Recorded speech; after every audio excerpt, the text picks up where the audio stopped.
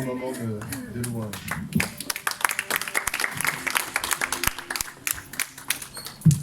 Bonjour à tous.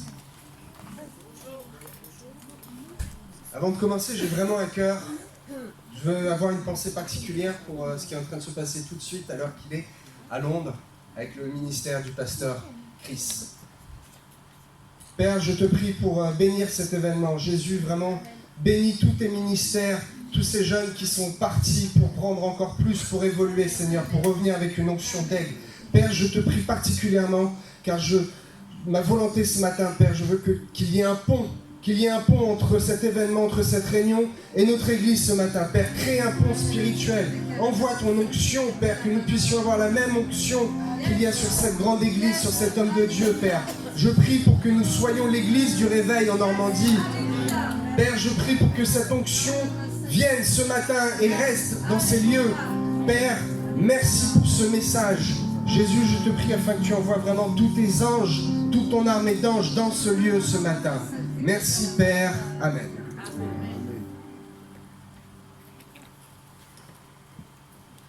J'ai choisi ce matin de vous parler de quelque chose qui m'inspire moi personnellement à chaque fois que je vois ça dans la nature. Vous savez, chaque chose dans la nature, chaque élément est une excuse, est une cause de penser à l'Éternel, de penser à Dieu. La nature, les arbres, le bâtiment, la croix, le bois, et en particulier, moi quand je vois un arc-en-ciel, ça réjouit mon cœur. Je ne savais pas vraiment ce que ça signifiait en fait avant un arc-en-ciel. Je me suis intéressé au sujet parce que j'ai trouvé que c'était quelque chose de joli et je savais qu'il y avait un mystère caché derrière l'arc-en-ciel. Qu'est-ce que c'est que cet arc-en-ciel dans le ciel? D'où ça vient? Comment? Pourquoi? Tout commence dans Genèse. Vous savez, Genèse, c'est un livre très très important dans la Bible. C'est le premier livre, c'est pas pour rien. C'est une source incroyable d'inspiration et d'information. On apprend plein de choses dans la Genèse. La Genèse, c'est à chaque fois quelque chose qui est fait pour la première fois. C'est le premier péché, c'est le premier ordre de Dieu, c'est la première création, c'est la première descendance et c'est surtout la première alliance que Dieu fait avec l'homme, fait avec nous. On va lire ensemble au chapitre 9, le verset 8 à 19. Dieu parla encore à Noé et à ses fils avec lui en disant : Voici, j'établis mon alliance avec vous et avec votre postérité après vous, avec tous les êtres vivants qui sont avec vous, tant les oiseaux que le bétail et tous les animaux de la terre, soit avec tous ceux qui sont sortis de l'arche, soit avec tous les animaux de la terre. J'établis mon alliance avec vous. Aucune chair ne sera exterminée par les eaux du déluge. Et il n'y aura plus de déluge pour détruire la terre. Et Dieu dit : C'est ici le signe de l'alliance que j'établis entre moi et vous, et tous les êtres vivants qui sont avec vous, pour les générations à toujours. J'ai placé mon arc dans la nue, et il servira de signe d'alliance entre moi et la terre. Et Dieu dit : C'est ici le signe de l'alliance que j'établis entre moi et vous, et tous les êtres vivants qui sont avec vous, pour les générations à toujours. J'ai placé mon arc dans la nue, et il servira de signe d'alliance entre moi et la terre. Quand j'aurai rassemblé des nuages au-dessus de la terre, l'arc paraîtra dans la nue. Et je me souviendrai de mon alliance entre moi et vous, et tous les êtres vivants de toute chair. Et les eaux ne deviendront plus un déluge pour détruire toute chair. L'arc sera dans la nue, et je le regarderai pour me souvenir de l'alliance perpétuelle entre Dieu et tous les êtres vivants de toute chair, qui est signe de l'alliance que j'établis entre moi et toute chair qui est sur la terre. Un signe divin de l'alliance entre Dieu et l'homme. On a même une très belle promesse. Après le déluge, Dieu cette fois promet qu'il n'y aura plus jamais de déluge par les eaux. Plus jamais aucune chair exterminée par les eaux, au verset 11. D'ailleurs, il nous est parlé, j'ai regardé dans toutes les versions possibles et imaginables. Vous savez, des fois, d'une version à l'autre, les mots peuvent changer. Un mot peut changer beaucoup de choses dans un verset. Dans la nuée, c'est le nuage. C'est pas écrit dans les cieux, ou à l'horizon. C'est vraiment écrit un signe dans les nuages, entre le ciel et la terre, à égale distance entre Dieu et nous. Dieu a mis un signe. Dans l'arc-en-ciel, il y a quelque chose qui est merveilleux, c'est les couleurs. Les couleurs de l'arc-en-ciel, ça fascine tout le monde. Pourquoi ces merveilleuses couleurs? D'où viennent-elles? Pourquoi Dieu aurait mis autant de couleurs dans son alliance? Qu'est-ce que c'est que ce mystère? Il y a 7 couleurs, plus ou moins. Pas tout à fait. En fait, il y en a bien plus. On n'en voit que quelques-unes. Ça va du violet au rouge. Plus précisément, ça va de l'ultraviolet à l'infrarouge. Un petit peu comme la gamme sonore, le spectre de lumière est très varié. Mais notre œil humain, notre œil d'homme, n'en voit que quelques-unes. Alors qu'en fait, il y en a des multitudes. Quand je dis ça, je pense à tous ces témoignages d'hommes de Dieu, de puissants hommes de Dieu qui ont eu des visions du ciel et qui nous disent « Mais waouh, il y a même des couleurs qu'on ne peut pas décrire, des couleurs qu'on n'a pas sur Terre !» J'imagine que c'est le reste des couleurs de l'arc-en-ciel, le reste de l'alliance que Dieu a fait avec nous. Amen. On arrive à distinguer ce dégradé de couleurs grâce à quoi? C'est un procédé un petit peu surnaturel. On va expliquer ça par la science, nous, hommes.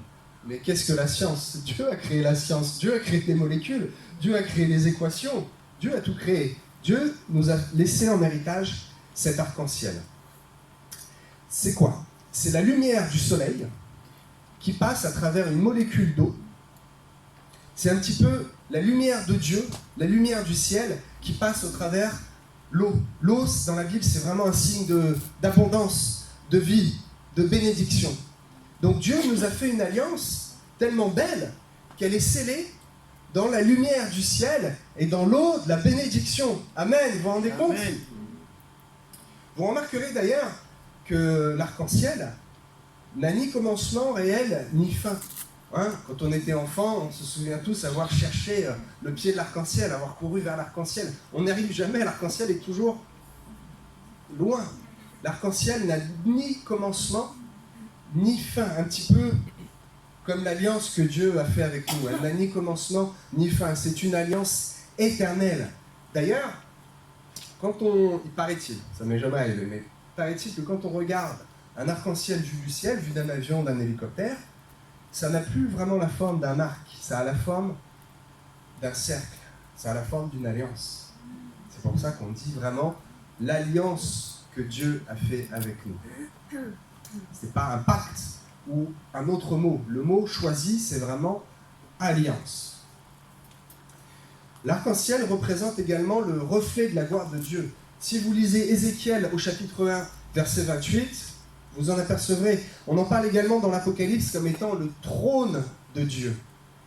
C'est un arc divin, un petit peu en contraire de l'arc de l'homme, qui dans l'Ancien Testament nous est beaucoup parlé de l'arc. On utilise beaucoup l'arc.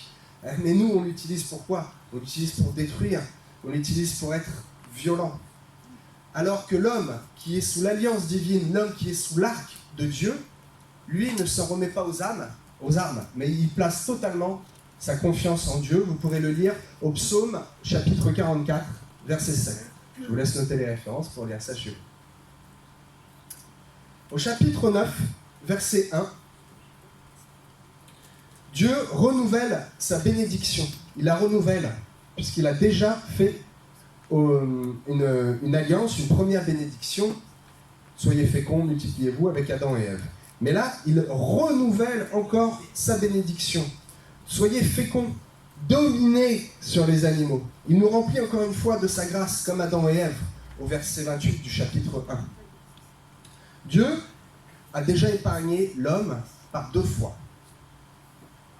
Il a épargné Adam et Ève, qui étaient pécheurs, et pourtant, il ne les a pas fait mourir, il les a fait sortir du jardin d'Éden. Dieu a épargné une partie de l'humanité au travers de Noé, le déluge. Il est resté quand même une trace de l'homme. Dieu n'a pas été jusqu'à l'extermination totale. Par 2 fois, il a été clément avec nous. Et la 2e fois, il nous fait même la promesse qu'il n'y aura plus de déluge. Revenons-en aux couleurs de l'arc-en-ciel, puisque c'est le thème principal. Il y a vraiment, comme je vous disais, une infinité de couleurs. On ne peut en distinguer que quelques-unes.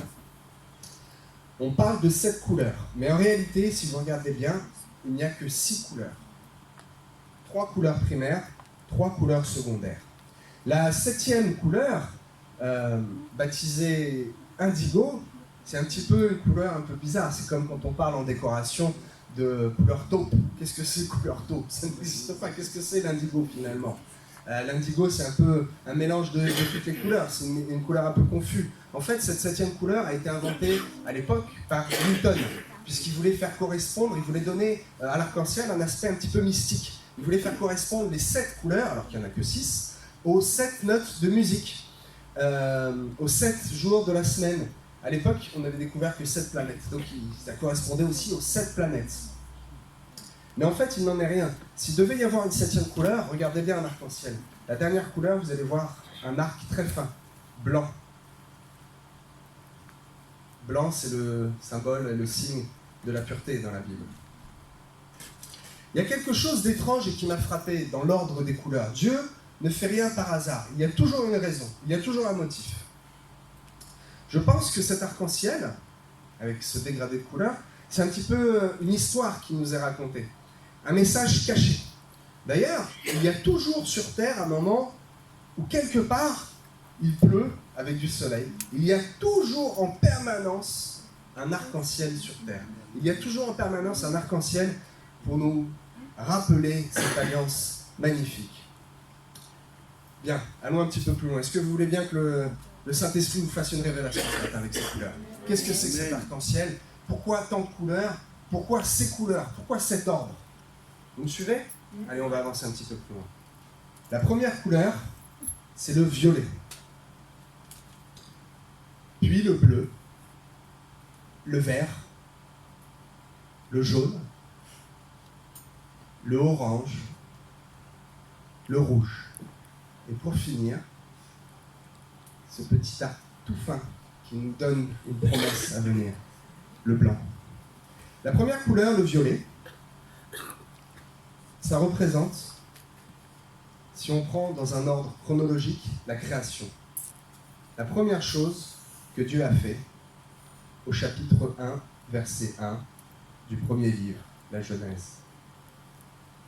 Au commencement, Dieu créa les cieux et la terre. Regardez bien la couleur des cieux à la tombée de la nuit, au lever du jour. C'est vraiment violet. Le bleu, par rapport à la couleur des eaux, au verset 7 et 8. Dieu créa les eaux. Puis le vert, vient le vert, la couleur de la verdure, de la végétation, de la future bénédiction des fruits qui sortent de terre pour nous nourrir, au chapitre 11. Puis vient, en 4e couleur, le jaune, la couleur du grand luminaire qui nous est donné pour nous éclairer, pour nous donner la vie, au chapitre 14.